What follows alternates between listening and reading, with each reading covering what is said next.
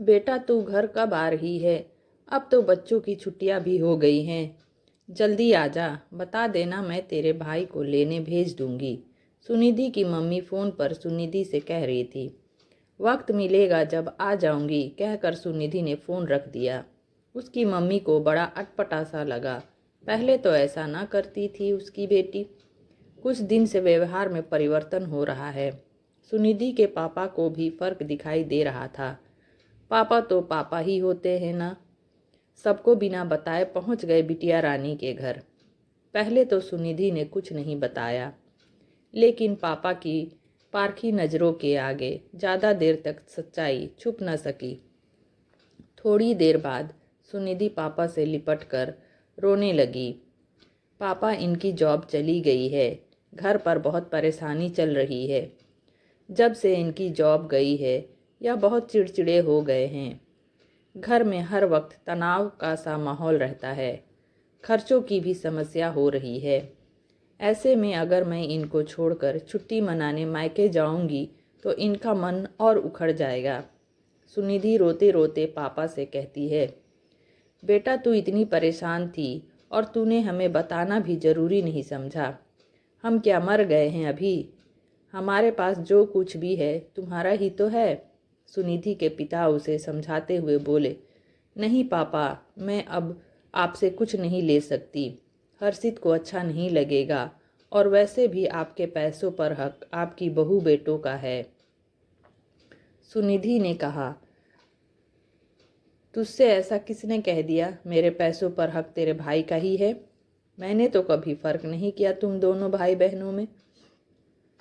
फिर तेरा भाई ही मालिक कैसे हो गया? तू पराई कैसी?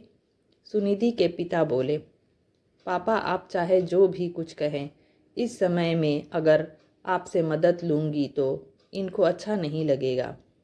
सुनिधि के पापा बोले, चल मेरी बिटिया रानी, जैसा तू कहे मैं मान लेता हूँ, लेकिन मैंने अपनी बेटी को पढ़ा लिखा कर इतना काबिल तो बनाया है ना, जो वक्त पड़ने पर अपने पैरों पर खड़ा हो सके। हाँ पापा, वही कर रही हूँ। बहुत दिन से कार्य नहीं किया है, इसलिए जॉब मिलने में दिक्कत हो रही है। कोशिश कर रही हूँ वैसे। सुमित प्रसाद जी को बड़ा गर्व होता है अपनी बेटी पर।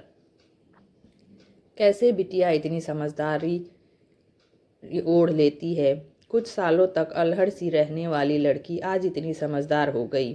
पापा घर पर कुछ मत कहना, पापा के जाते समय सुनिधि ने कहा।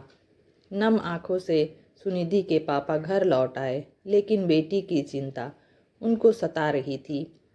परिस्थितियां और अधिक विपरीत हो गई जब सुनिधि का भी एक्सीडेंट हो गया। अब सुमित प्रसाद जी के सब्र का बांध टूट गया।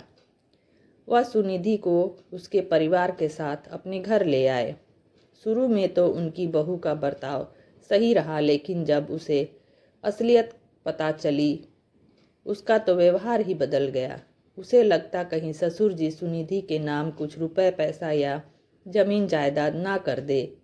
उसको तो बस यही लगता था कि सास ससुर के पैसों पर उसका ही एकमात्र हक है, क्योंकि उसका पति इकलौता बेटा था ना इस घर का।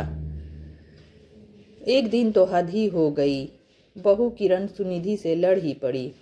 अपने घर क्यों नहीं जाती? पूरा घर डिस्टर्ब कर दिया है। सब बहाने हैं, नियत खराब हो गई है तुम्हारी। उसकी यह बात सुनकर पूरे घर को बहुत बुरा लगा। सुनिधि बहुत रोई। सुनिधि के पिता सुमित प्रसाद जी वैसे तो बहू के कभी मुंह नहीं लगते, पर आज पानी सिर से ऊपर हो गया था, इसलिए उन्हें बोलना पड़ा। उन्होंने अपनी बहू बेटे से कहा कि तुम्हारे दो बच्चे हैं, तुम्हें इनमें से कौन सा अधिक प्यारा है? किरण को लगा कि उसके ससुर का दिमाग खराब हो गया है। यह भी कोई पूछने की बात है?